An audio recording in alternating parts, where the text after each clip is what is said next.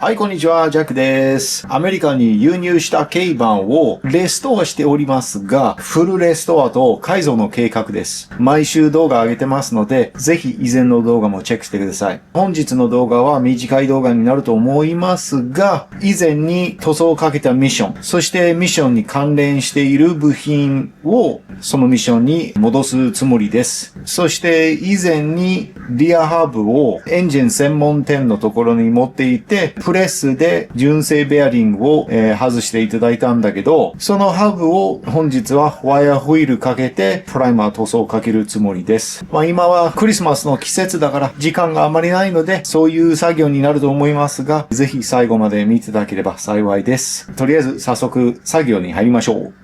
まずは、リアハブをエンジン専門店に持っていた理由は、もちろん自分でお家でそのベアリングを取ることができたんだけど、汚かったフライホイールをきれいにしてもらいました。ほら。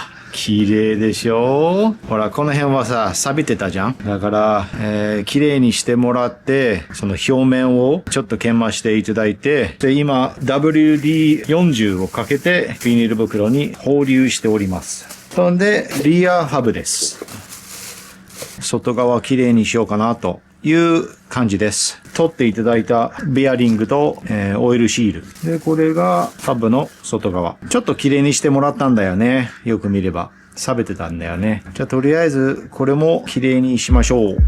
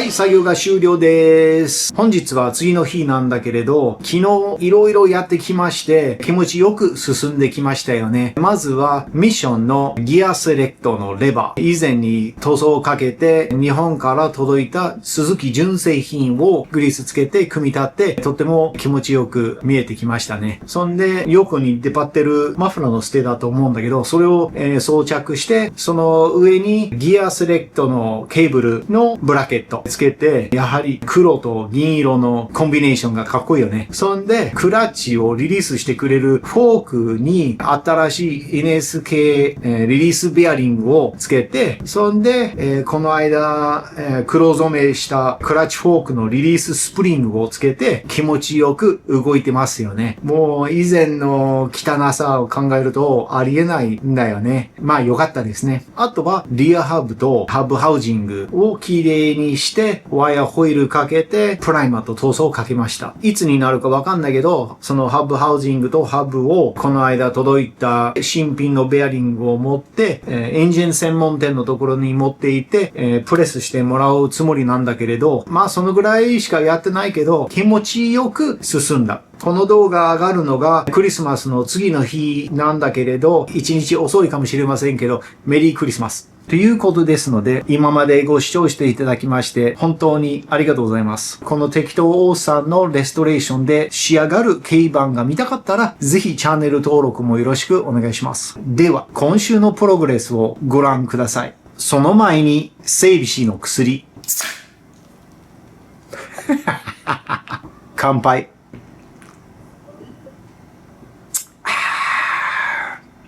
うまい。